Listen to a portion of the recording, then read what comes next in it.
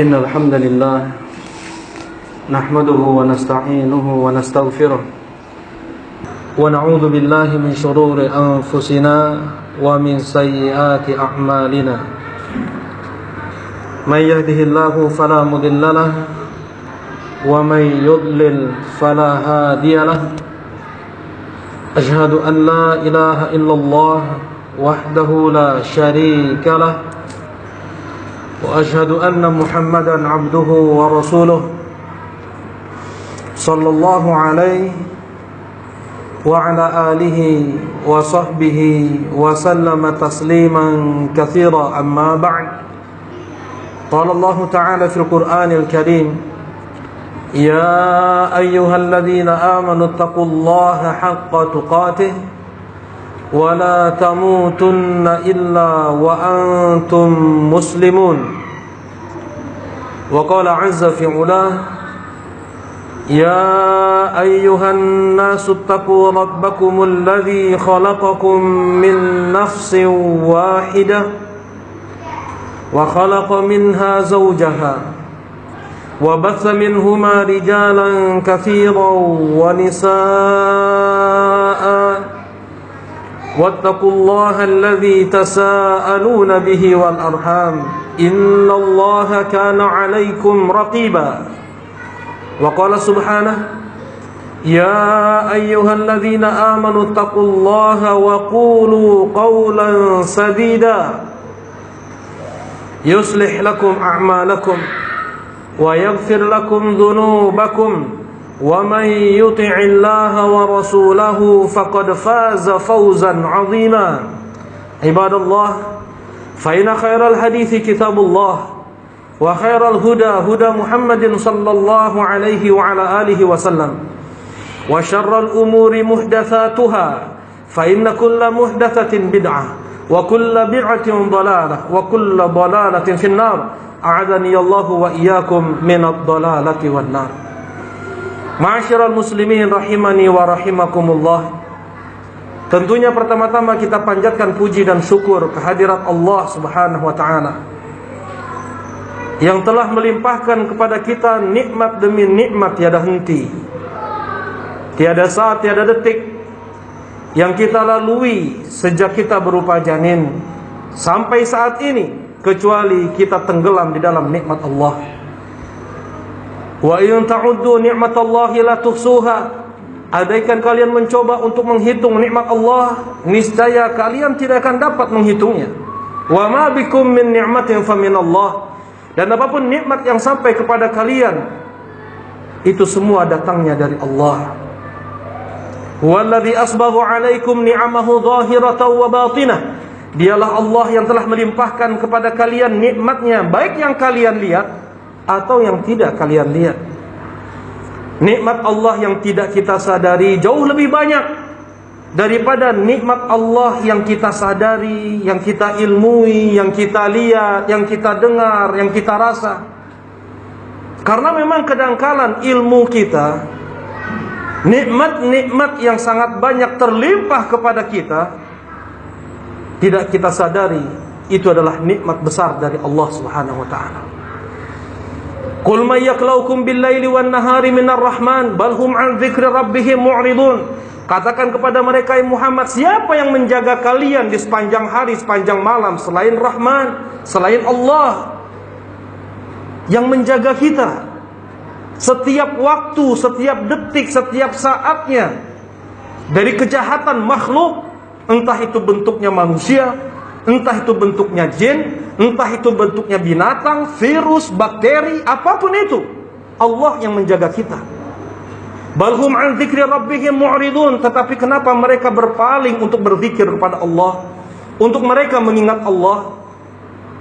Walau yu'akhidullahu an-nasa bidzulmihim ma taraka 'alaiha min dabbah. Andaikan Allah langsung mengazab setiap dosa yang dilakukan oleh manusia, setiap maksiat yang kita lakukan, tidak tersisa lagi satu makhluk hidup pun di dunia ini. Allah masih memberi kita waktu, kesempatan untuk kembali kepada Allah. Nikmat yang besar datang dari Allah Subhanahu wa taala. Nikmat Allah mengampuni banyak dosa yang kita lakukan. Dari apapun musibah yang menimpa kita, itu hanya sedikit dosa yang Allah balas. Ma asabakum min musibatin fabima kasabat aydikum wa ya'fu an katsir. Apapun musibah yang menimpa kalian, itu semua datangnya karena sebab kalian, ulah kalian. Dan Allah mengampuni banyak lagi dosa yang kalian lakukan.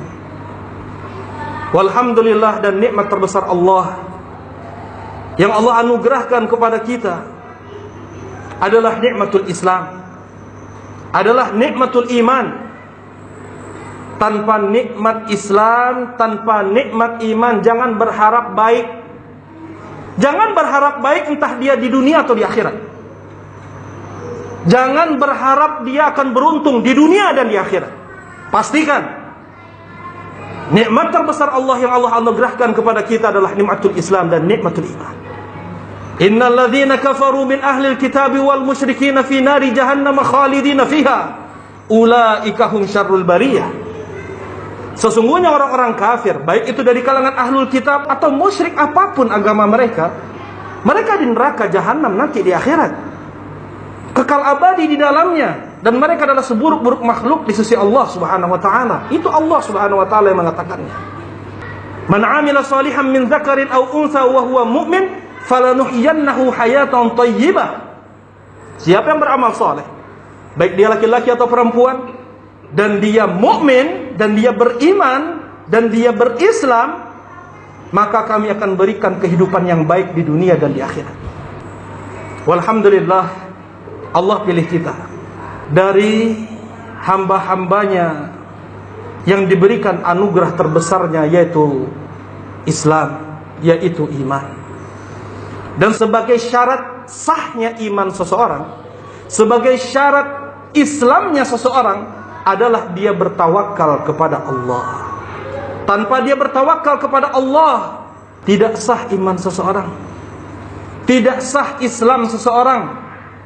Allah Subhanahu wa ta'ala berfirman, wa 'alallahi fatawakkalu in kuntum muslimin.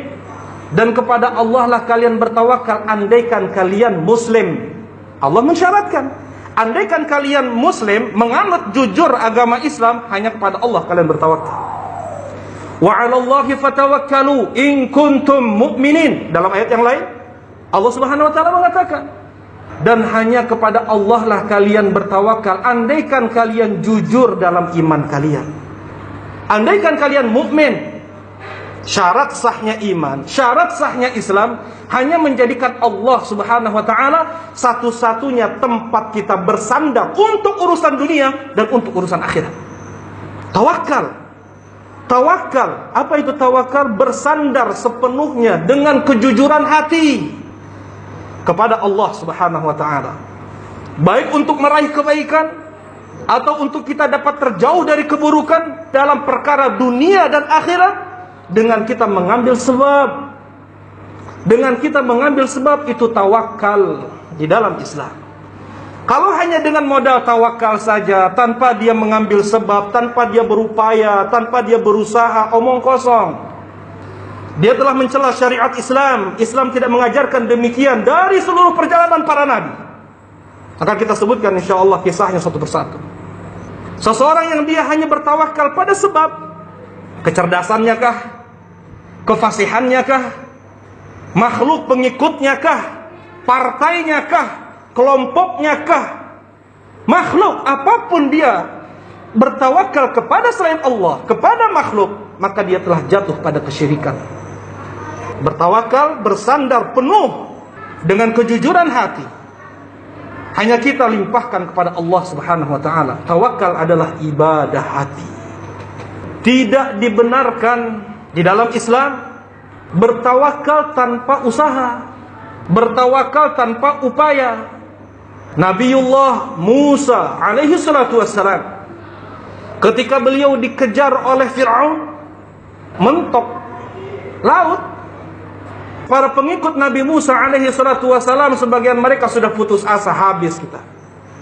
Tapi apa jawab Nabi Musa alaihi salatu wassalam? Allah bersama kita. Allah perintahkan Nabi Musa untuk memukulkan dengan tongkatnya ke laut. Wadrib bi'asokal bahr. pukulkan tongkatmu ke laut ya wahai Musa. Kemudian terbelahlah lautan sampai setinggi gunung belahannya itu. Bukan hanya 2 meter, 3 meter, setinggi gunung menjulang. Dan apa yang bisa diperbuat oleh tongkat Nabi Musa terhadap lautan? Dan tanpa dipukulkan pun Allah mampu untuk membuat laut tersebut terbelah untuk Nabi Musa alaihi salatu wassalam. Tetapi memang syariat Islam, seluruh para nabi diajarkan oleh Allah Subhanahu wa taala usaha, upaya walaupun sedikit. Hanya dengan memukulkan tongkat ke laut. Apa yang bisa dilakukan sebenarnya oleh tongkat dengan samudra lautan yang sangat besar? Tapi seperti itulah Islam. Tidak hanya bertawakal kepada Allah, tetapi lakukan upaya walaupun itu sedikit. Maryam alaihi salatu wassalam, ibu dari Nabi Isa alaihi salatu wassalam, ketika baru saja beliau melahirkan Nabi Isa alaihi salatu wassalam, yang kita tahu bagaimana seorang ibu yang baru saja melahirkan, berdarah-darah, lemas, haus, lapar, sendirian. Kemudian apa kata Allah? Wa huzzi ilaiki bi jid'in nakhlah tusaqitu 'alaiki rutban janiyya. Wahai Maryam, goyang olehmu pohon kurma, nanti akan berjatuhan kurma-kurma masih muda, rutab, yang masih segar. Belum tentu sekarang ini laki-laki 2 orang, 3 orang yang berbadan kekar untuk bisa menggoyang pohon kurma. Pohon kelapa saja belum tentu bisa dia goyang, apalagi pohon kurma yang begitu kokohnya, yang begitu kuatnya, beratus tahun umurnya. Ini seorang wanita baru melahirkan, apa yang bisa dilakukannya untuk menggoyang pohon kurma yang sangat kokoh? Syariat Islam untuk mengajarkan tidak hanya bertawakal kepada Allah, tetapi melakukan pula upaya, ada usaha yang dilakukan. Sedikit usaha dilakukan oleh Maryam alaihi salatu wassalam, berjatuhanlah kurma-kurma. Nabi Nuh alaihi salatu wassalam, beliau membuat perahu, beliau membuat kapal untuk bisa selamat dari azab Allah. Rasulullah sallallahu alaihi wasallam ketika beliau hijrah, perlu beliau melangkahkan kaki beliau, dikejar-kejar oleh musuh sampai sembunyi di Gua Thaur. Berhari-hari bisa Allah Subhanahu wa taala langsung berikan buruk kepada beliau, kemudian sampai beliau ke Madinah dalam waktu yang sekejap. Mampu Allah. Tapi tidak demikian di dalam Islam. Ada upaya, ada usaha. Rasulullah sallallahu alaihi wasallam bahkan menyewa seorang pemandu jalan. Rasulullah tidak tahu jalan mana yang lebih aman. Rasulullah menyewa seorang pemandu jalan untuk bisa menunjukkan jalan mana yang paling aman ke Madinah. Beliau berletih-letih, berkeringat, berpanas-panas, berdingin-dingin menempuh Madinah. Rasulullah sallallahu alaihi wasallam dalam peperangan beliau memakai baju besi. Dalam peperangan beliau memakai helm besi. Inilah tawakal di dalam Islam. Imamul mutawakkilin, imam orang-orang yang bertawakal adalah Rasulullah SAW. Tidak bertawakal modal tawakal saja, tidak. Beliau memakai baju besi dalam perang. Beliau memakai helm besi dalam perang, mengambil upaya, mengambil sebab. Beliau menyusun strategi. Beliau menyusun pasukan-pasukan, mana yang baik diletakkan di mana, sebagai bentuk usaha. Sedemikianlah Islam, tidak mengajarkan seseorang hanya bertawakal tanpa usaha. Dia mau makan, dia lapar. Dan orang yang berakal, dia akan makan untuk bisa menghilangkan rasa laparnya.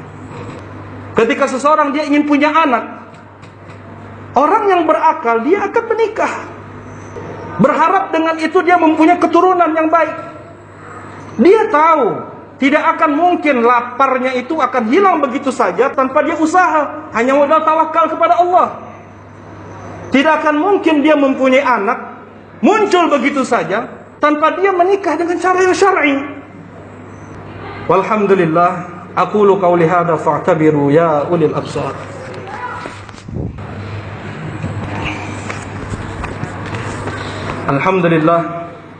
Alhamdulillahilladzi hadana li hadza wa ma kunna linahtadiya laula an hadanallah.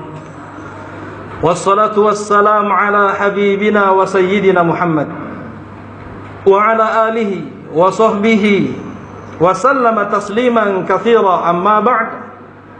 Qala Allah ta'ala fil Qur'anil Karim, ya ayyuhalladzina amanu taqullaha wa tanzur nafsum ma qaddamat lighad wattaqullaha innallaha khabirum bima ta'malun.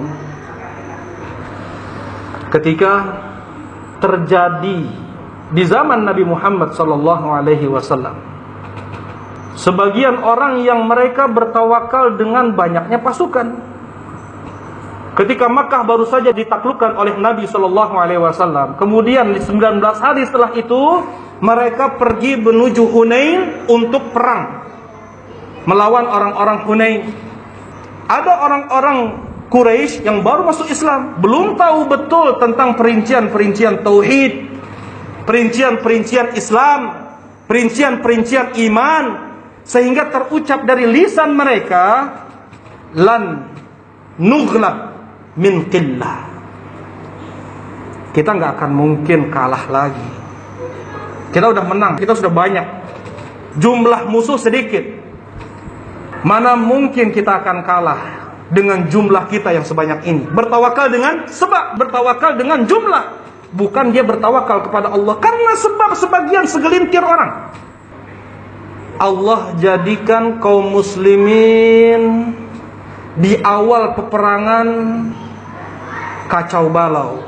Kata Allah Subhanahu wa taala di surat At-Taubah, wa yauma Hunain idz a'jabatkum kasratukum falam tughni 'ankum syai'a wa dhaqat 'alaikumul ardu bima rahubat tsumma wallaitum mudbirin. Dan ketika hari Hunain kalian merasa ujub, bertawakal dengan jumlah banyaknya kalian, dan itu sama sekali tidak bermanfaat untuk Allah. Kemudian Allah Subhanahu wa taala jadikan kalian bercerai-berai dan kalian lari tunggang langgang. Ya, coba kaum muslimin 3.000 orang ketika mau memerangi Hunain, yang tersisa di tempat hanya 3 orang.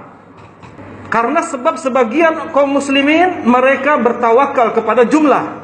Yang tinggal di tempat hanya 3 orang, Rasulullah sallallahu alaihi wasallam, Abbas bin Abdul Muttalib, dan Abu Sufyan bin Harith. Hanya 3 sahabat saja. Abbas bin Abdul Muttalib, beliau yang memanggil, wahai muhajirin, wahai ansar, wahai yang telah membaiat Nabi sallallahu alaihi wasallam di bawah pohon Ridwan, wahai yang telah membaiat Nabi sallallahu alaihi wasallam di Aqabah. Baru mereka berdatangan kembali. Mereka dihujani dengan anak panah dan tombak-tombak oleh orang-orang Hunain. Tidak ada keselamatan, tidak ada keberuntungan andaikan seseorang dia bertawakal kepada makhluk. Sekalipun dia bertawakal kepada saudara kita yang kita tahu dia mencintai kita, yang kita tahu dia bisa membantu kita, dan tidak seberapa kita minta bantuan kepada dia. Misalnya kita minta mau pinjam uang saja 10.000 misalnya. Saudara kita kaya raya, 10.000 nggak perlu mengedik. Kalau tidak Allah gerakkan hatinya untuk mau meminjamkan kepada kita, tidak akan mungkin sampai uang 10.000 tersebut kepada kita. Karena itu bertawakal kepada makhluk hukumnya adalah haram sekalipun makhluk tersebut mampu untuk melakukannya. Karena yang menggerakkan makhluk adalah Allah. Kenapa kok tawakal itu hanya kepada Allah? Karena Allah yang menggerakkan alam semesta ini. Kalau bukan karena kehendak Allah, bibir kita tidak akan berkata-kata, tidak akan dapat bergerak, lisan kita tidak akan dapat bergerak kalau bukan karena Allah Subhanahu wa taala. Allahu Rabbul Alamin, alhamdulillahi Rabbil Alamin, Rabb alam semesta ini. Allah yang mengatur panas dinginnya, basah lembab keringnya. Allah yang mengatur tinggi rendahnya. Allah yang mengatur subur tandusnya. Allah yang mengatur bencana dan tidaknya, nafi' wa dhar huwa Allah. Yang mendatangkan manfaat dan madarat adalah Allah. Ketika di zaman Umar bin Khattab radhiyallahu taala anhu, para prajurit mau memasuki satu negeri yang kena wabah di negeri tersebut. Abdurrahman ibn Auf mengatakan, aku mendengar Rasulullah sallallahu alaihi wasallam berkata, la tadkhulu, jangan kalian masuk ke negeri yang kena wabah. Bertawakal kepada Allah dengan mengambil apa? Sebab. Dengan mengambil sebab kita lari dari takdir Allah menuju takdir Allah yang lain. Nabiullah Ibrahim alaihi salatu wassalam, ketika beliau dibakar, dimasukkan ke dalam api, Jibril alaihi salatu wassalam mendatangi beliau dalam satu riwayat. Kemudian Jibril menawarkan bantuan, maukah engkau meminta pertolongan kepadaku? Jibril alaihi salatu wassalam yang membawa Nabi Muhammad dari Masjidil Aqsa ke langit yang pertama, 500 tahun perjalanan. Jarak antara bumi kita dengan langit yang pertama itu 500 tahun perjalanan. Langit yang pertama ke langit yang kedua 500 tahun perjalanan, demikian seterusnya. Nabi Muhammad alaihi salatu wassalam, beliau dibantu oleh Jibril untuk menaiki tangga Mi'raj, bukan dengan buraq ya. Dengan buraq itu dari Masjidil Haram ke Masjidil Aqsa. Sedangkan menuju langit yang pertama, kedua sampai Sidratil Muntaha itu dengan Mi'raj atau dengan anak tangga. Rasulullah mengatakan, tidak mungkin aku menaiki tangga setinggi ini wahai Jibril, aku membantu. Rasulullah sallallahu alaihi wasallam dibantu oleh Jibril dalam waktu yang sekejap untuk menaiki sekian anak tangga. Nabi Ibrahim ditawarkan oleh Jibril, maukah aku untuk membantu? Jibril mampu untuk membawa Ibrahim ke tempat dimanapun Ibrahim mau. Ya, kemanapun Ibrahim mau. Tetapi Nabi Ibrahim alaihissalatu wassalam, beliau mengatakan, amma ilaik fala.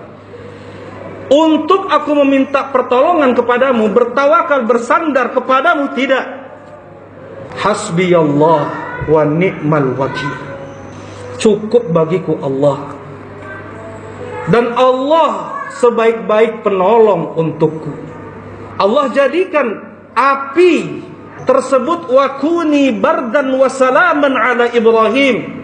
Wahai api, jadilah engkau dingin dan penyelamat untuk Ibrahim. Bukan hanya dingin, sebagai penyelamat untuk Nabi Ibrahim alaihi salatu wassalam. Alam semesta ini yang mengaturnya Allah, panas redup, panas tidaknya api Allah subhanahu wa ta'ala. Nabi Muhammad alaihi salatu wassalam ketika beliau ditakut-takuti, inna nasa qad jama'u lakum fakhshawhum, sesungguhnya orang-orang sudah berkumpul untuk kalian, membentuk satu pasukan menyerang kalian. Rasulullah sudah berdarah-darah, wajah beliau penuh dengan darah ketika perang Uhud. Kaum muslimin banyak terbunuh. Al-Ansar 70 Ansar, 7 orang Muhajirin terbunuh. Talha bin Ubaidillah jemari beliau putus. Karena satu maksiat terjadi, kalah terjadi pada kaum muslimin karena satu maksiat yang terjadi. Berlumuran darah kaum muslimin, kemudian datang berita mau datang lagi pasukan Quraisy untuk menyerang kalian. Tidak gentar sedikit pun Rasulullah SAW. Justru beliau mengatakan, hasbunallah wa ni'mal wakil. Cukup bagi kami Allah, dan Allah sebaik-baik penolong untuk kami. Dikejar oleh Nabi. Bukan mereka menunggu pasukan, mereka kejar di mana pasukan tersebut berkumpul. Demikian kekuatan hati, kekuatan iman. Dan seseorang dia tidak bisa bertawakal kepada Allah kalau dia tidak mengenal Allah. Bagaimana seseorang dia mengenal Allah? Belajarlah ilmu agama. Sumbernya dari mana? Al-Quran dan Sunnah. Hanya dari Al-Quran dan Sunnah sumber ilmu yang benar. Kalau kata fulan, kata alan, kata golongan ini, kata partai ini, enggak, bukan kayak gitu. Islam hanyalah Al-Quran dan Sunnah Nabi SAW. Seseorang tidak akan mungkin dia mengenal Allah dengan benar kalau dia tidak kembali kepada Al-Quran dan Sunnah Nabi SAW. Dari sejak awal surat dalam Al-Quran, dari Al-Fatihah sampai An-Nas, Allah menunjukkan siapa dirinya, memperkenalkan dirinya kepada kita, yang seharusnya kita takut dan menjadikan tempat tawakal kita hanya kepada Allah. Semakin kita mengenal Allah, bagaimana pendengaran Allah, bagaimana penglihatan Allah, bagaimana pengawasan Allah, bagaimana kerasnya siksa Allah, bagaimana lemah lembutnya Allah, akan tumbuh rasa tawakal, rasa takut, rasa cinta, rasa harap kepada Allah Subhanahu wa ta'ala. Dan diantara zikir untuk kita bisa terus bertawakal kepada Allah Subhanahu wa ta'ala dengan kita tidak boleh meninggalkan usaha adalah kalimat La haula wala quwwata illa billah. Ini kalimat zikir tawakal kepada Allah. La haula wala quwwata illa billah. Tidak ada kekuatan yang bisa membuatku tunduk kepadamu ya Allah, taat kepadamu ya Allah, kecuali hanya dari Engkau ya Allah. Tidak ada haul, tidak ada penghalang benteng untuk aku bisa bermaksiat, kecuali hanya Engkau pula lah ya Allah. Itu makna la haula wala quwwata illa billah. Kemudian yang kedua, tawakkaltu 'ala Allah, ya Allah aku bertawakal kepadamu. Yang ketiga, ucapan bismillah. Ucapan bismillah adalah di antara zikir tawakal, dia minta pertolongan dari Allah. Kemudian yang keempat adalah hasbunallah wa ni'mal wakil, atau hasbiyallahu wa ni'mal wakil. Mudah-mudahan Allah Subhanahu wa taala mengumpulkan kita di golongan orang-orang yang bertawakal kepada Allah. Mudah-mudahan Allah Subhanahu wa taala memberikan keistiqomahan kepada kita sampai kita wafat. Allahumma ighfir lil muslimina wal muslimat wal mu'minina wal mu'minat al ahya minhum wal amwat. Rabbana la tuzigh qulubana ba'da idh hadaytana wa hab lana min ladunka rahmah innaka antal wahhab. Rabbana atina fid dunya hasanah wa fil akhirati hasanah wa qina adzaban nar. Alhamdulillah wa sallallahu ala rasulillah. Aqimis salat.